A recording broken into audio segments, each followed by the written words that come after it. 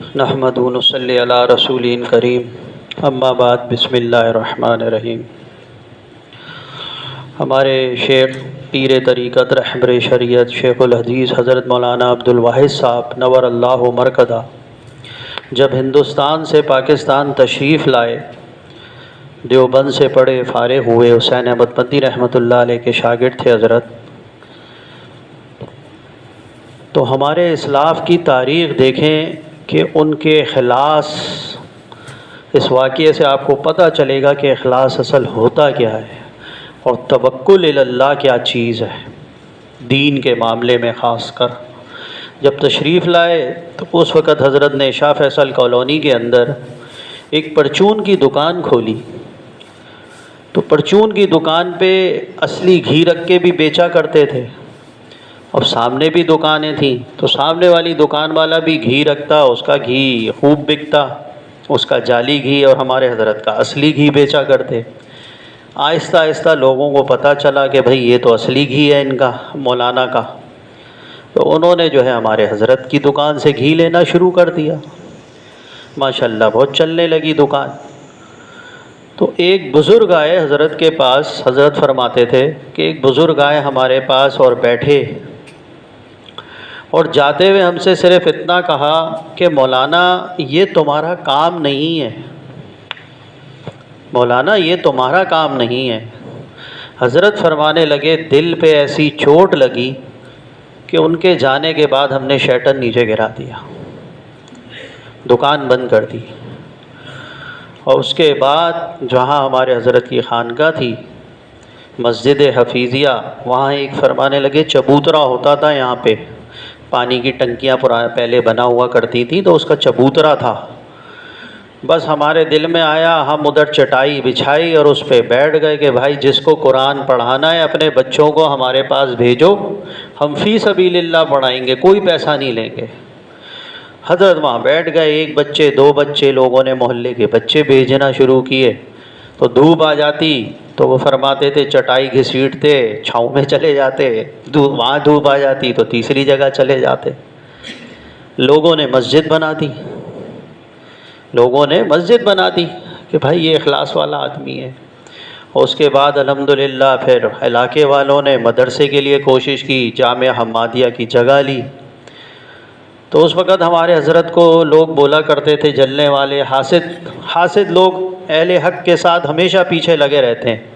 کہیں بھی آپ اہل حق کی تاریخ دیکھ لیں، اللہ والوں کی تاریخ دیکھ لیں، کہ وہ حدیث میں آتا ہے نا کہ حضور اکرم صلی اللہ علیہ وسلم نے فرمایا کہ مومن تین چیزوں سے خالی نہیں ہوتا: لوگوں کی طعن و تشنیع سے، علت سے، اور رنج و الم سے۔ یہ حضور اکرم صلی اللہ علیہ وسلم کی احادیث ہیں کہ تین طرح کی بیماری، فقر و فاقہ اور طعن و تشنیع، تینوں میں سے کچھ نہ کچھ اس میں لازمی پائی جاتی ہے۔ اور یہ آپ دیکھ لیں جتنے بھی اللہ والے گزرے ہیں ان کو کوئی نہ کوئی قریب میں اللہ والے نے اگر کسی نے کوئی کام کیا یا دکان پہ بیٹھتا تھا تو گھڑی ساز کہہ دینا کہ فلاں گھڑی ساز تھا، تو فلاں یہ تھا، تو فلاں وہ تھا۔ بڑے بڑے اللہ والوں کو بدنام کرنے والے لوگ لگے رہے لیکن کچھ نہیں بگاڑ سکے، کچھ نہیں کر سکتے۔ ان کی للائیت اللہ سے تعلق میں اللہ اصل ہے، انہوں نے کہا اللہ کو دیکھا ہوا ہے۔ تو جگہ جب حمادیہ کے لیے لی، بھائی ہزاروں گز کی جگہ لی گئی۔ جب ہزاروں گز کی جگہ لی تو لوگ کہنے لگے ارے مولانا تو بناتے بناتے ہی مر جائیں گے، یہ نہیں بنتا مدرسہ، اتنی بڑا جگہ لیے ہے کہ مولانا کی تو زندگی پوری ہو جائے گی۔ تو زندگی تو کیا پوری ہونی تھی، اللہ رب العزت نے جو جس سے کام لینا ہوتا ہے وہ اللہ لیتے ہیں، وہ چند سالوں کے اندر اللہ نے تعمیر کر دیا۔ اور پھر ایسے ایسے کام لیے اخلاص کی بدولت کہ آج لوگوں کے علم میں ہے کہ بھئی لڑکیوں کو بھی جو ہے عالم بناتے ہیں، عالمہ کا کورس ہوتا ہے۔ تو ہمارے حضرت نے اس کی بنیاد سوچی اور ڈالی۔ دارالعلوم جامعہ حمادیہ کے اندر حضرت نے عالم کا کورس بنایا ایک، تو کہ لڑکیاں جو ہیں ان کو ہم عالم کی تعلیم دیں گے، ان کو عالم بنائیں گے۔ تو اس وقت حضرت مفتی رشید احمد صاحب رحمۃ اللہ علیہ اور حضرات تھے، تو ظاہر ہے حضرت کے ایک ہی کلاس فیلو تھے۔ 1956 میں جو ہے ہمارے شیخ نے حسین احمد مدنی رحمۃ اللہ علیہ سے جب فراغت حاصل کی، حضرت مفتی رشید احمد صاحب رحمۃ اللہ علیہ یہ سب ساتھ کے تھے، تو انہوں نے کہا مولانا یہ کیا کر رہے ہیں، مولانا یہ کیا کر رہے ہیں، آپ لڑکیوں کو عالم بنا رہے ہیں۔ حضرت نے فرمایا کہ بھائی یہی لڑکیاں ان کو علم دو، علم کو علم دو گے تو یہ اپنے بچوں کو علم دیں گی، ساری نسلیں سدھر جائیں گی۔ اور ظاہر مقام اتنا زبردست تھا، اس لیے اس وقت کے بھی ہم عصر بزرگ جو ہے حضرت کی ہر بات کے اوپر منوان تسلیم کرتے تھے۔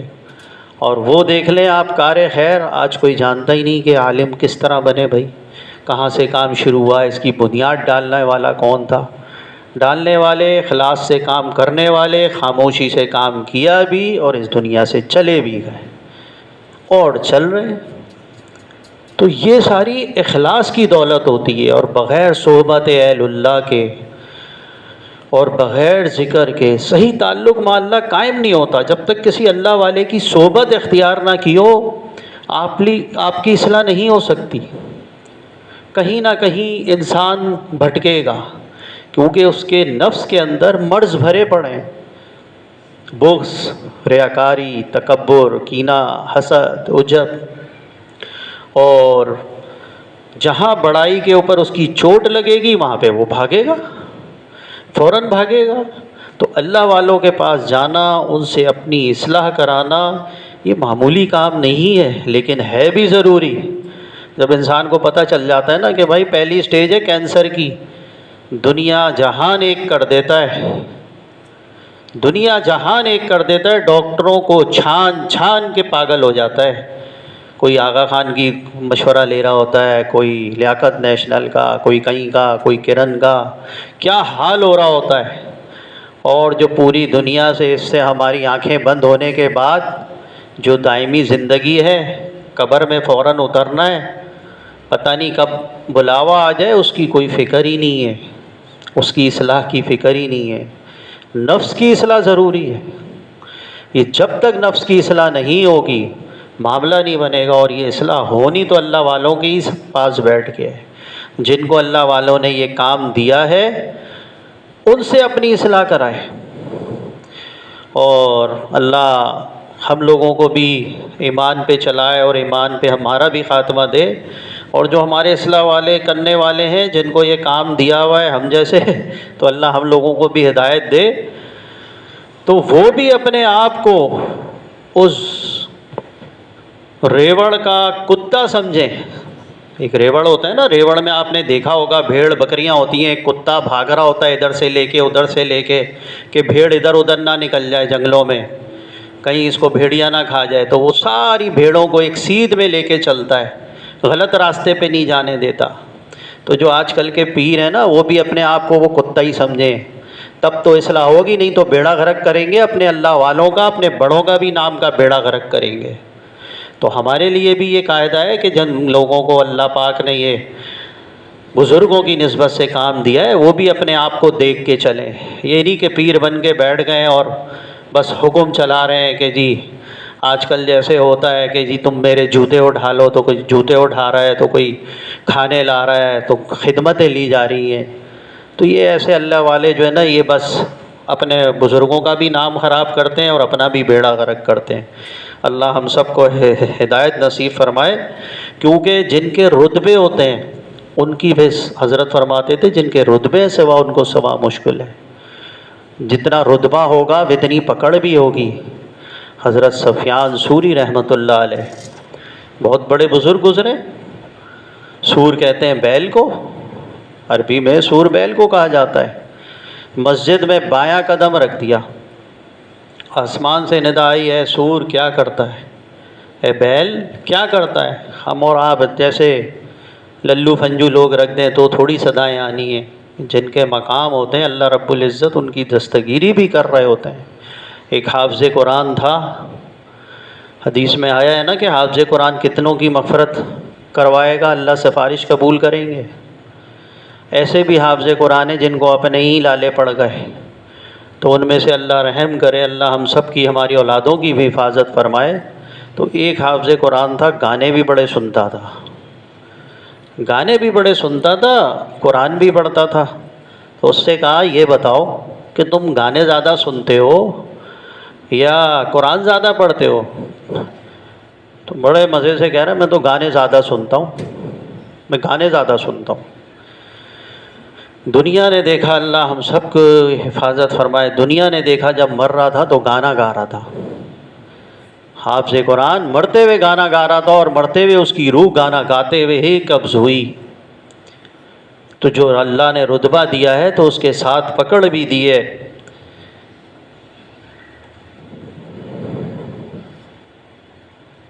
ہاں، مایوسی تو آج کل سب میں ہی نظر آتی ہے، جس کو بھی دیکھو بھائی اپنا رونا دھونا اللہ سے مایوس ہوا پڑتا ہے۔ تو بھائی یہ آپ لوگ سمجھ لو کہ یہ جو مایوسی ہے نا، یہ تو کفر ہے۔ یہ مایوسی جو ہے یہ کفر ہے۔ اللہ رب العزت بڑے ہیں یا آپ کی مشکل بڑی ہے؟ پہلے تو آپ یہ سوچو، آپ کے مسئلے مسائل بڑا ہوتے ہیں یا اللہ بڑے ہیں؟ اللہ بڑے ہیں نا، پھر مایوسی کس بات کی؟ پھر مایوسی کس بات کی؟ مایوس کیوں ہوتے ہو؟ مایوسی انسان کو کفر کی طرف لے جاتی ہے۔ تو ہمیشہ اللہ رب العزت سے تعلق مضبوط ہونا چاہیے، اللہ سے تعلق پختہ ہونا چاہیے۔ ہر معاملے میں، ہر چیز میں اللہ کی طرف توجہ جائے، اخلاص اندر ہو کہ جو بھی کرنا ہے اللہ کے لیے کرنا ہے۔ اگر کوئی مصیبت آ جائے گا اللہ پاک تو کرنے والا ہے، اللہ سے ہم کلام ہو، جو بھی بات ہے اللہ سے کرے۔ اب جی وہ سمجھاؤ تو جی یار سب چوری کرتے تو ہم نے کر لی تو کیا ہو گیا، یہ اچھا ایک جملہ مل جاتا ہے۔ سب نے چوری کر رہے ہیں تو وردی بھائی ہم نے چوری کر لی تو کیا ہو گیا یار، چلتا ہے، چلتا ہے بھائی۔ تو یہ جو ہے نا اللہ معاف کرے، شکست خوردہ جو ذہنیت ہوتی ہے نا یہ اس کی عکاسی کرتا ہے۔ جب انسان جو ہے ایمانداری اور بے ایمانی کی کشمکش کی جنگ ہار جاتا ہے اور بے ایمانی پہ اتر آتا ہے، تب وہ اس طرح کے الفاظ استعمال کرتا ہے، تب وہ اس مقام پہ پہنچتا ہے۔ تو اس کے لیے ان سارے امراض کے لیے ضروری ہے کہ اللہ والوں کے پاس بیٹھے، ان کی صحبت اختیار کرے۔ اب اللہ والے جو ہیں ظاہر جھگیوں میں تو نہیں ملیں گے، نہ اللہ والے جو ہیں نا جنگلوں میں ملیں گے۔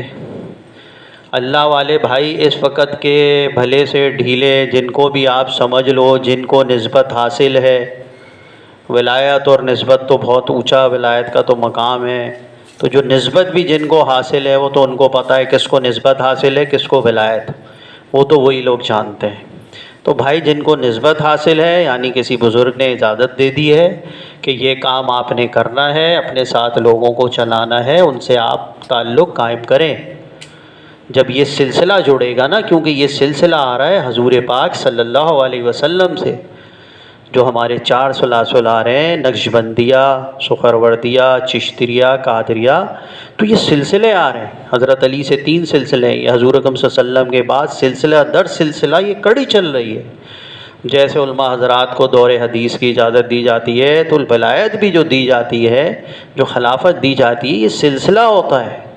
تو آپ کم سے کم اس سلسلے میں داخل ہو جاؤ گے۔ اور حضرت شیخ ہمارے تو بھائی حضرت شیخ حضرت مولانا عبدالواحد صاحب رحمۃ اللہ علیہ فرماتے تھے کہ شیخ عبدالقادر جیلانی رحمۃ اللہ علیہ نے چند دعائیں مانگی تھیں، جن میں سے ایک دعا قبول ہوئی تھی کہ جس میں حضرت شیخ عبدالقادر جیلانی رحمۃ اللہ علیہ نے دعا کی تھی، یا اللہ جو ہمارے اس سلسلے میں داخل ہو جائے اس کو آپ ایمان پہ خاتمہ عطا فرمائیے گا۔ اور ہمارے پیر و مرشد رحمۃ اللہ علیہ فرماتے تھے آج تک ہم نے اپنی زندگی میں نہیں دیکھا کہ جو ہمارے سلسلے میں داخل ہوا ہو اور اس کا ایمان پہ خاتمہ نہ ہو۔ حضرت فرماتے تھے ہم نے پوری زندگی ہو گئی۔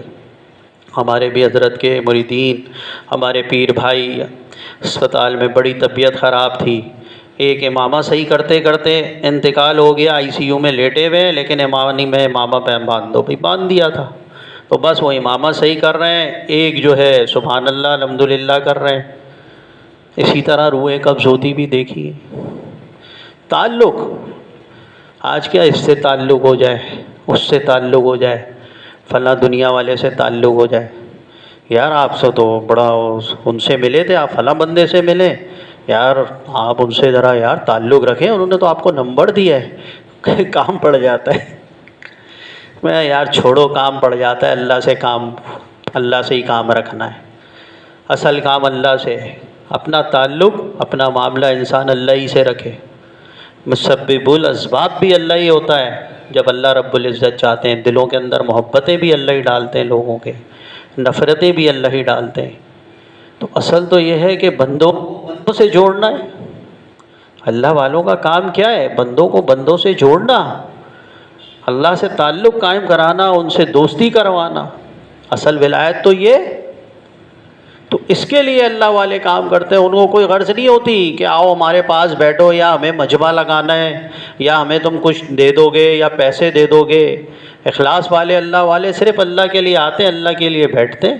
ہمارے حضرت فرماتے تھے کہ بھائی اللہ کے لیے جو ہمارے پاس آتا ہے بیٹھتا ہے، ہمیں بھی فائدہ ہوتا ہے، وہ خلوص نیت لے کے آیا ہے، اللہ کے لیے نیت لے کے آیا ہے، اللہ کا ذکر کرنے کے لیے آیا ہے، ہمیں بھی فائدہ ہوتا ہے، اگلے کو بھی فائدہ ہوتا ہے۔ اللہ والوں کی تو نیت یہ ہوتی ہے۔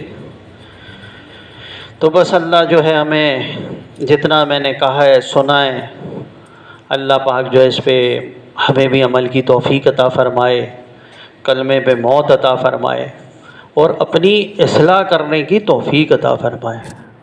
جو سچوں کے ساتھ ہو جاؤ، سچوں کے ساتھ ہو جاؤ، جو سچے لوگ ہیں ان کے ساتھ انسان کو ہونا بہت ضروری ہے، اور اس کے لیے ضروری ہے اللہ والوں کا تعلق، اللہ والوں سے میل جول یہ بڑھائے، تو انشاءاللہ تعالی پھر اس کا بیڑا پار ہوگا۔ اللہ ہم سب کو عمل کی توفیق عطا فرمائے۔